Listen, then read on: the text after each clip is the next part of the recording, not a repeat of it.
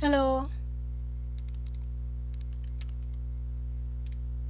Hello, magandang gabi.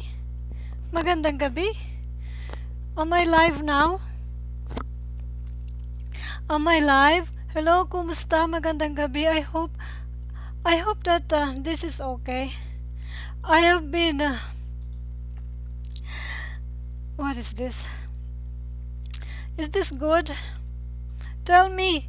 Are you there, Jaime? Let me check you. Jaime, I'm here. Let's do it together today. Are we doing good? I hope we are doing good. I had trouble with my settings a couple of minutes before 10 o'clock. I was almost ready. Am I? Let me see. Hello, mabuhay. I hope this is going live. I'm not so sure. Tell me. Let me see. Where are we? Let me see. And so this is my screen. Let me see if my screen is okay. Let me see if my screen is okay. Let's do this. Hang on. Oh. I hope we are doing okay now. Oop, oop. I hope we are here. Oh yeah, am I live? Thank you, baby. I'm live. Ah. Okay. Kumusta? It's I feel it's kind of messed up. I was so messed up. I'm supposed to start this like 10 o'clock, and it's now 10:30, 10:32. I'm sorry for the delay. I'm sorry for the delay, pasensya. Hindi, it's not, it's already, it's beyond my control. Some technical issues. My software crashed, and I need to restart, and I needed to recover something. It was difficult, and I feel stressed. I feel like, oh, I don't have the right face to look to get to YouTube today. What am I going to do? So, well, I think finally we're okay. Are we? Are we okay? Are we okay? Say mabuhay. I want to see your chat box. Please tell me if I'm doing okay, and tell me. Yes, okay. You're seeing me. Thank you. Okay, now also we proceed. Business as usual, aren't we? So business as usual we are now. Let's move on to tutorial. Can you see this screen? So our topic for today, I also I like to find out my audio is okay. Baby, please tell me if my audio is okay. Tagalog conversation at the airport. So this is a series of tutorial on what people will say in Tagalog when they are in the airport. Okay, so if you remember, I already made a presentation first at the immigration officer, one session for that, and then there was customs, and then next was the currency exchange, and the fourth now is at the information booth. Let me see my screen. So this one, this one, Tagalog conversation at the information booth. Are we ready? Shall we start? Oh, I'm starting actually. This is what I need to do. I really need to start. Yay, I have 3 concurrent viewers. Who's the other one? Tell me who's the other one. So we are three here, four here, including me. So there's Jaime, there's Bruce. Who's the other one? Thank you for coming. And yes, and I'm sorry for the delay. But anyway, let's do it. Let's do this one. Let's do. Okay, so now, do you see this? I have these markers. The cat is just a decoration. Let me see this. Okay, the cat is just a decoration. If you see this figure, the sun figure, it pertains to Tagalog line. And then if you see the Statue of Liberty figure, that means the line is English. Okay? Okay, let's proceed. Okay, mabuhay. Hello, is this the one? Oh yeah. So now you are at the information booth. Information booth, right?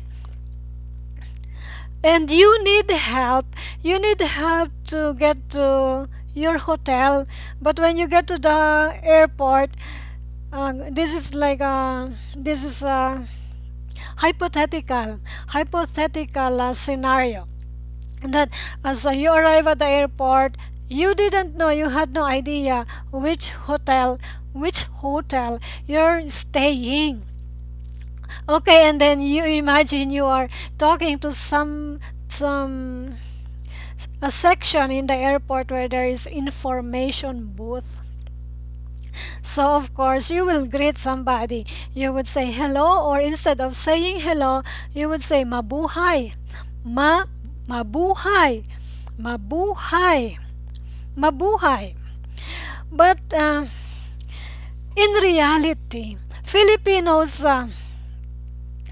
rarely, very rarely use mabuhay as greetings. For some reason, I don't know. But because I'm here and I really want to promote the language, and so I would really always say, hey, let's greet each other mabuhay. Mabuhay, because it's very Filipino. I hope you agree on me that mabuhay is like it's nice to use it frequently because this is our label, Filipino. This is our identity. Let's say mabuhay to each other, okay? But yeah, don't be surprised when people say hello instead of mabuhay, okay? But yeah, as a foreigner, it's better to start it with mabuhay. And then yeah, when Filipinos will hear that, they will be happy for you. Oh, you're not Filipino, you're a foreigner. Why do you say mabuhay to us? So that means you did your research before going to the Philippines. That's a good job. Right? So mabuhay. Let's check my screen. So that's what you say. First greeting to start the conversation, to when you are at the information booth. Okay, let's proceed. Next slide. What's in the next slide? Okay, so of course you seem to have a problem and you need help. So this is what you would say. Okay, let's do the English version first. Okay, if you're a foreigner, you would like to say in your mind, I would like to make a hotel reservation. I would like to make a hotel reservation. So in Tagalog, there are two lines that I prepared here for you. The first one is the one I most recommend. Gusto kong magpa-reserve ng hotel. Of course, both of these are okay because, for you to easy and shorter line to say it, you say, gusto kong magpa-reserve ng hotel. Gusto kong magpa-reserve ng hotel. Or another version, because you will use the word po. Po, that means you are saying it in a polite or courteous manner. Gusto ko pong magpa-reserve ng hotel. Okay? So, gusto ko pong magpa-reserve ng hotel. If you would ask me which one is better line to say, the first one or the second, it depends. Really, if you are good in memorization and if you know the importance of using po, it's better to use the second line. But if you are really just very new to the language, forget the po, it's alright. So, gusto kong magpa-reserve ng hotel. That's alright. You can just memorize it that way. Okay? So, I hope that is good. Next, anong klaseng hotel ang hanap nyo? So that means, what kind of hotel are you looking for? So it's the person in front of you who's asking that, right? So, anong klaseng hotel ang hanap nyo? That is the what the Filipino will tell you. So it means, what kind of hotel are you looking for? If you want to practice listening, I will say it fast, right? Anong klaseng hotel ang hanap nyo? Anong klaseng hotel ang hanap nyo? So that's how you will hear it in fast speaking. But if the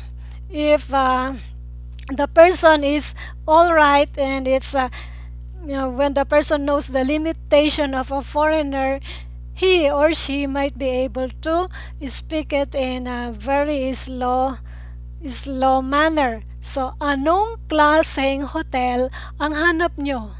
Anong klaseng hotel ang hanap nyo? Okay, make used to hearing it. Okay, next, or you will repeat. You must be repeating after me when I say it. Okay, this one, practice. If you want to say at the downtown, so you would say, yung nasa bayan. Yung nasa bayan. Yung is this one actually is yung is not the proper spelling. There must be apostrophe before y, because this is a shortcut for the word iyon or iyon. Iyon. Iyon. So that means yung is, that means that. That. Nasa is in the downtown. That is how you can translate it in English. But of course, English way of saying here, at the downtown. And also, if you are not new to me, and I've been tutoring you, or I've been helping you with Tagalog for more than 2 months now, you are already familiar with the way I do translation. I don't translate the sentences word for word. I just present how is it spoken in English, and then this is how we speak it in Tagalog, or sometimes vice versa. This statement is very common in Tagalog, but there's no direct translation to that in English, but similar way to say it this way in English. Okay?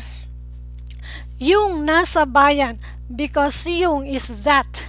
And then in English presentation here, there's no that here. At the downtown. Yung nasa bayan. Those are just equivalent. Okay? Equivalent idea or equivalent meaning. Oh, is that meaning is the word, is it? Interpretation is the word, not translation. Interpretation, okay? Next, maybe you have some, kumusta ka? Oh, kumusta ka, Jack? Hello, Jack. Mabuti ako, Jack. Thank you. Are you new here? I'm not familiar with your name, and please tell me if I met you on Facebook or somewhere. Hi, Jack. Thank you for coming, and thank you. Is it your first time, or have you been coming to this channel, to this live stream, but very quiet? Yung, yes, that's right. Yung is that. That means that. That's right. Iyon. So there are two ways to to use it. Iyon is whether that means you are talking to the person in front of you, but the thing is in him or her. So you would say iyon. Also, you would say, no, that is iyan. The other one is iyon. You are talking to I've been trying to get to you live. Yes, okay, to continue with my explanation of what is iyon. Iyon, that means you are talking to the person, you and somebody in the information booth. He or she is referring to the thing that's both away from you, away to both of you. That, away. Later, I will prepare a nice presentation about iyon, and iyan. Okay? That. I mean yung equals at. Yes, thank you, Jack, and I'm okay. And yeah, and I hope you are now a regular viewer. I like that I have lots of audience. It's nice. My name is okay, Craig. So is that you on? Is that you who signed up for our Tagalog with Albine on Moodle? So is that you, Jack? Nice to see you here. Okay, nice to see you here. Okay, let's move on to the next slide. Okay, so let's talk about quiet hotel. Quiet hotel. So how do you say that in Tagalog? Iyong tahimik na hotel. So this is how I like to tell you this. This is the proper way to write it because it's abbreviation of iyon. So iyon, and also yes, that means that. Iyong tahimik na hotel. So iyong that quiet hotel is how you would literally translate it. That tahimik is quiet, and then hotel is the hotel. Yeah, well, hotel in Tagalog, if you would use really the real Tagalog word for hotel is bahay tuluyan. Bahay tuluyan. It's quite two words. But later, I'm building a vocabulary or dictionary for us exclusive in our tutorial app. It will come. I hope I will remember to write it. What is the Tagalog for hotel? Okay, iyong tahimik na hotel, that quiet hotel is how you would translate this one. Okay, and then another way to say it, iyong tahimik naman. Iyong tahimik naman. So this time let's not overthink of what's the translation of naman. It will arise later. Naman is just a kind of a word that used to emphasize the word tahimik. If you want to emphasize tahimik, naman is a word to come with it. Yung tahimik naman, so to make you sound natural. Okay, and another way to say it, basta tahimik. Basta tahimik. So that means quiet hotel. You're referring to quiet hotel. Okay, yes. Next, okay, feel free to raise your question, type in here. I may be reading it later, but I will find my way to answer your questions. I like that you are raising questions so that I have things to say here. Okay, so I will proceed and I'll get back to your questions when I'm done or at certain point when it's alright to leave this screen for a while. Okay, next line. Actually, this is quite plentiful slides for tonight. And yes, again, I'm sorry for coming here late because of technical issues. So now we're good. Magkano ang kaya mong ibayad? Magkano ang kaya mong ibayad? So in English, around how much are you expecting to pay? Around how much are you expecting to pay? So again, this is not a literal translation of the statement. So you just better just keep it at that. Literal translation, it's not to me. I don't I don't recommend literal translation. Okay? So magkano ang kaya mong ibayad? Okay, if I would have to help you further, magkano is how much. Ang is means the in English. The equivalent of ang is the. Kaya is your ability. Kaya, ability. Mo is you, and then ibayad is the pay, the verb pay. So about verb and pronoun, yes, if you signed up to my app, it will get there. We will get there. Okay. We will get there very slowly because I have a structure.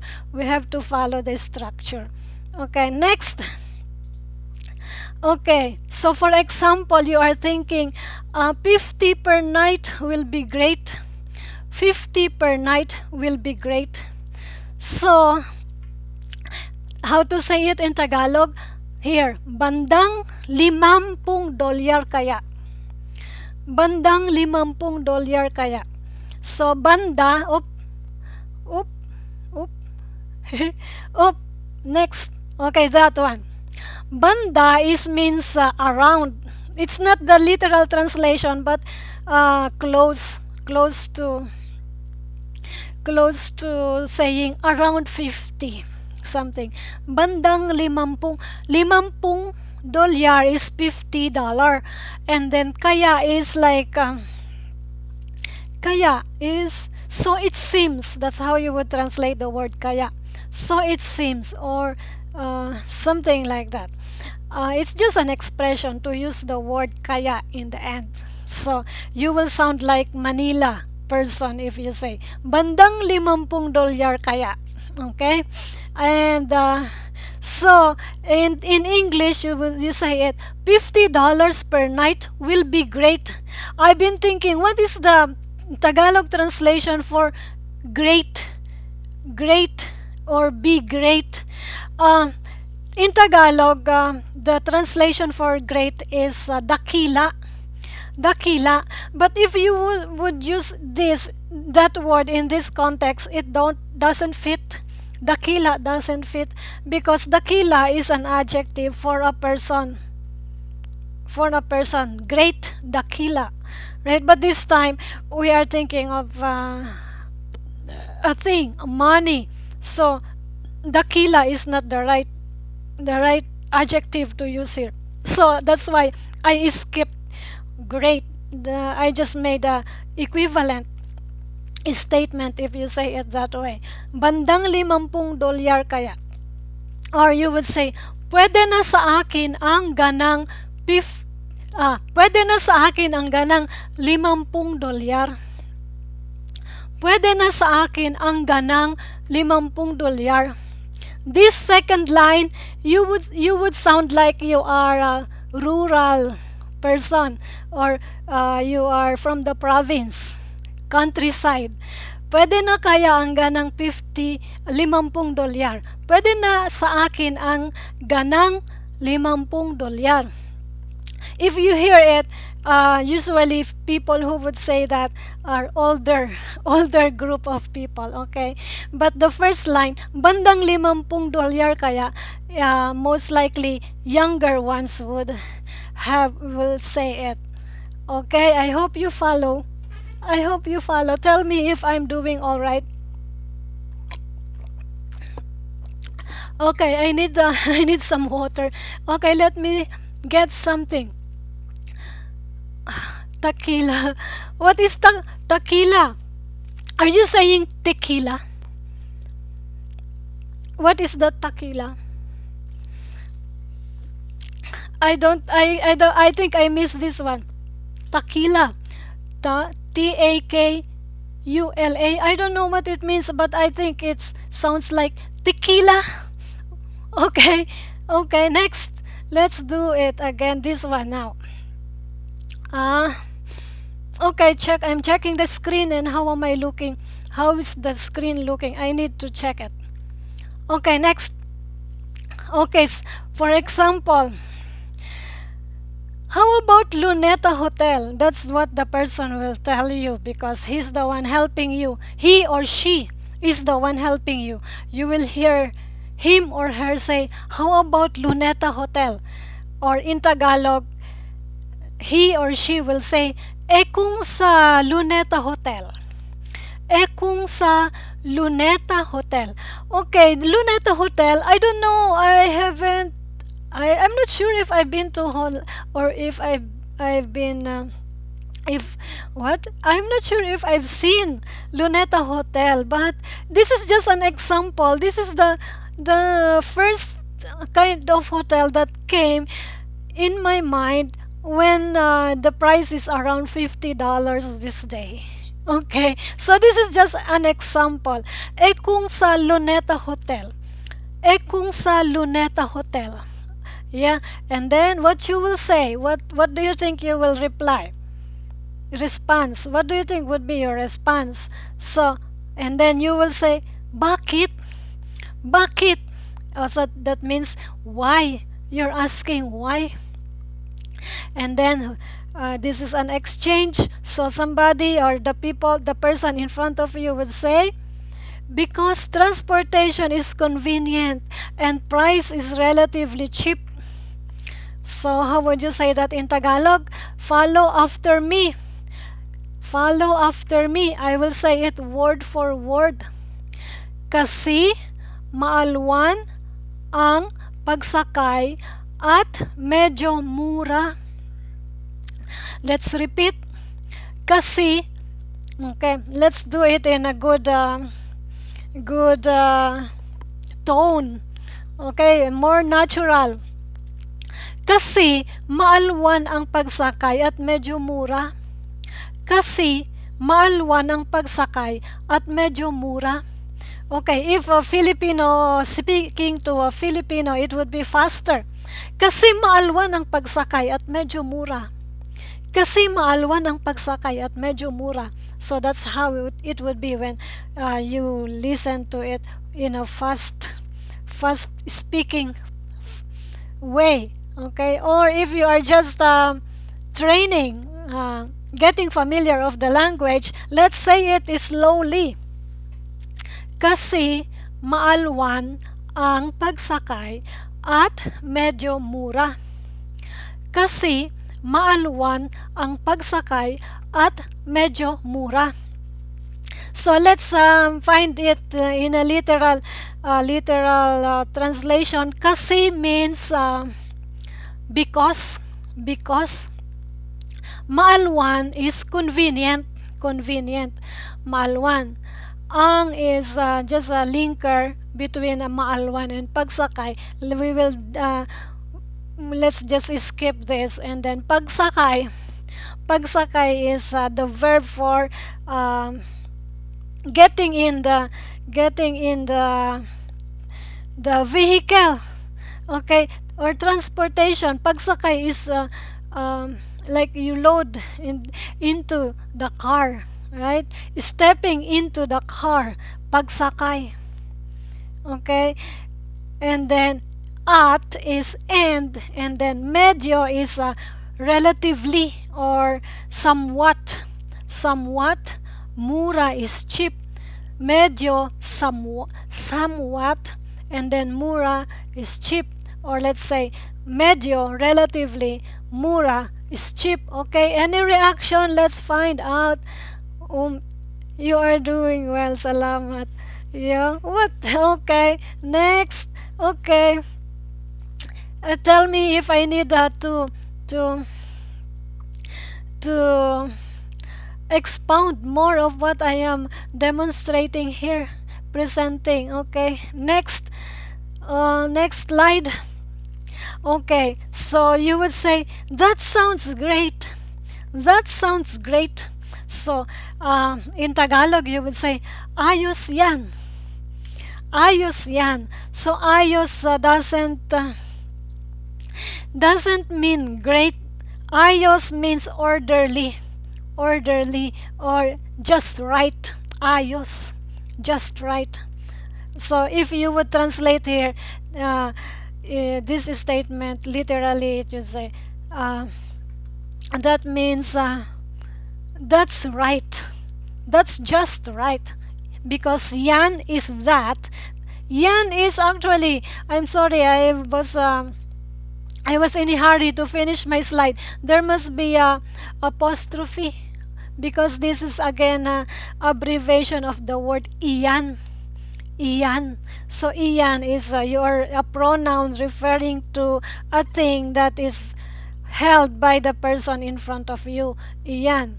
And then iyon is the thing that is like far away from both of you. Okay? Right? So that's it. Ayos yan. Ayos yan with thumbs up. Okay? Or sometimes they say ayos yan. Right? Is that it? Right? Something like that. And then, I would like to make a reservation. I would like to make a reservation. Gusto kong magpa-reserve. Gusto kong magpa-reserve. That's how you say it in Tagalog. Because reservation, what is the literal translation of reservation? I can't find, but later maybe I can come up with a literal translation of reserve. Reserba. Magpa-reserba. But when we are talking about hotel, I think we don't use the word reserva. So we really just mix it with English. Okay, this is Taglish for you. Gusto kong magpa-reserve. Gusto kong magpa-reserve. That's how you would say it. I would like to make a reservation. Right? I hope you appreciate this line, and let's move on. Okay, so this is the next line.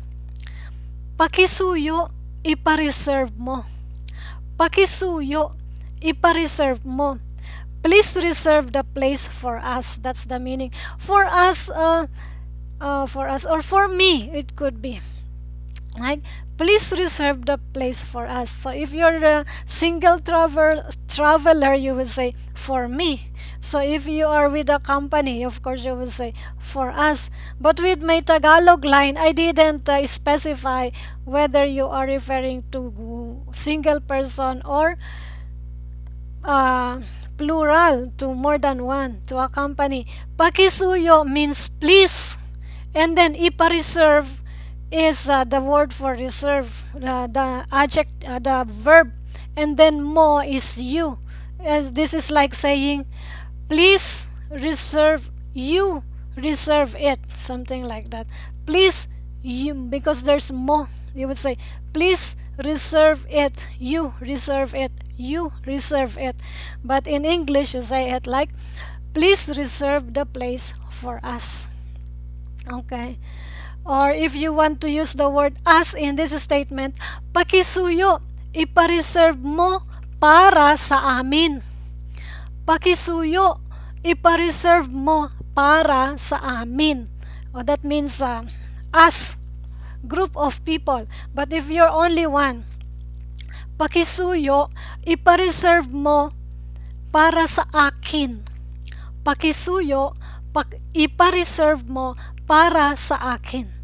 Okay, so I hope you are writing down your notes, and so you have something for your review. Let's see. How would we get there?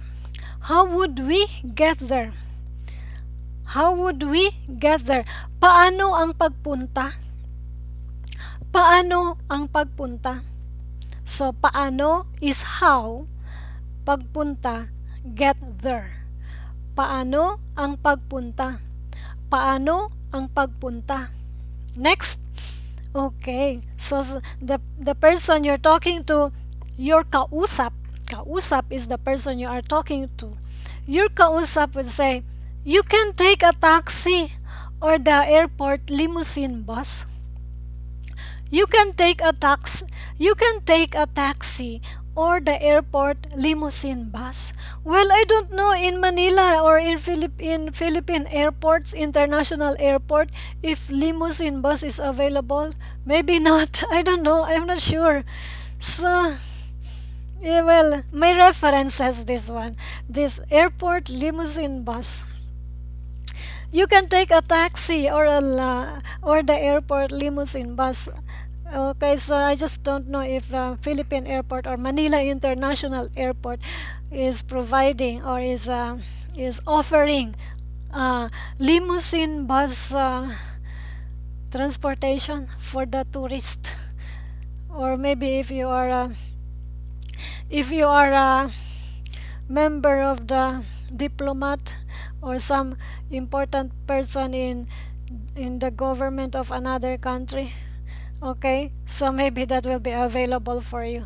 Next, so how would you say that in Tagalog? You would say, pwede kang mag-taxi o ang limousine bus ng airport. Let's say it again. Pwede kang mag-taxi o ang limousine bus ng airport. Again, pwede kang mag-taxi o ang limousine bus ng airport. Pwede means pwede means you can or possibly. Pwede. Ka is you. Mag-taxi is take a taxi. Mag-taxi. O is or. And then ang, of course, is the, let's skip this one. Of course, limousine bus ng airport. Limousine bus ng airport. Okay, on Sunday my time, my material will be, I will be presenting examples of on how to use this word ng. It will be a continuation of previous Sunday material for us. Okay, next, nasaan ang bus station? Nasaan ang bus station? So, where is the bus station? Nasaan? Okay, again, I already made a video about nasaan, and I explained the difference, because nasaan means where, and there's another way to say where in Tagalog. So two ways to say where in Tagalog. First is this one, nasaan, and the second one is just saying saan. So this time, nasaan ang bus station? So that means you are trying to retrieve or to specifically find the location of that thing, bus station. Let's see the next example. Where is that? Okay, so this is it. Where should I take the bus? Where should I take the bus? So in this, if this is your form of question, you did this time, that is the way to say it is saan. Saan ako kukuha ng bus? Saan ako kukuha ng bus? So if you notice in this example, to differentiate this one and the previous one, saan and nasaan. So if your focus is verb, which is kukuha, is verb, so kukuha is take. If your focus is verb, so you would just use saan. But if your focus is the specific place, then you would use nasaan. Nasaan? Saan ako kukuha ng bus? Saan ako kukuha ng bus? So that means you use a verb in finding the bus station. Okay, and the other one, nasaan, your focus is the noun or the place, right? I think. Okay, go out that door and then turn right. Go out that door and then turn right. Lumabas ka ng pinto na iyon. Lumabas ka ng pinto na iyon, tapos kumanan ka. I choose the word iyon because this that, okay? Go out that door, away from both of you. Lumabas ka ng pinto na iyon. Tapos, which is and then, kumanan. Kumanan is turn right. Turn right. Ka is you. Kumanan ka. Kumanan ka. You turn right. Then you turn right. That is it. That is the Tagalog line for go out that door and then turn right. Let's say it again. Lumabas ka ng pinto na iyon, tapos kumanan ka. Okay, let me see. Okay, no more interaction. Okay, please type something, and I think I'm almost done with my presentation, and let's have the next slide. Oh, you see, this is the last statement for that exchange. Salamat. So that means thank you, or you would say, because there's you here, you would say salamat sa iyo. Salamat sa iyo. So these are two ways to say salamat, either as short as salamat or salamat sa iyo. Yay! Now, I think I'm done.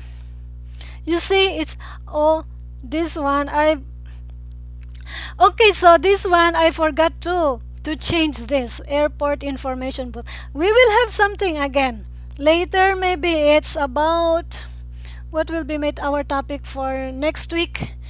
Something. You will find out when I was wrong in here. I forgot to change what would be our next conversation on next week. But I hope to see you again next week. How are you doing today? Is that fine? Did we make it good? Hi, May, are you still here? And I have 5 concurrent viewers. So there's Jack, there's Jaime, there's Bruce. Thank you for coming. How are you? I hope you are doing fine. And I hope you are free from sickness. And yes, I will see you again. And yes, and let's see each other in Tagalog with Albine app. Or website, because of our tutoring, self-paced tutoring. We Filipinos, we have difficulty saying F and P. Okay, saying F and P. Self-paced tutoring or e-learning community. Thank you, and let's see each other again. And I will be here again on YouTube 2 days after this, on Sunday. And how? No question? Shall we say? Will you let me go, or shall I let you go? Maraming salamat. Walang anuman, Jack. Yes, and I'm ending here. I am so happy to receive questions, so that really I have materials to present to you, and I like to get to you regularly. Yeah, let's do it regularly. And I'm sending love your way, and mabuhay, ingat, hanggang sa muli.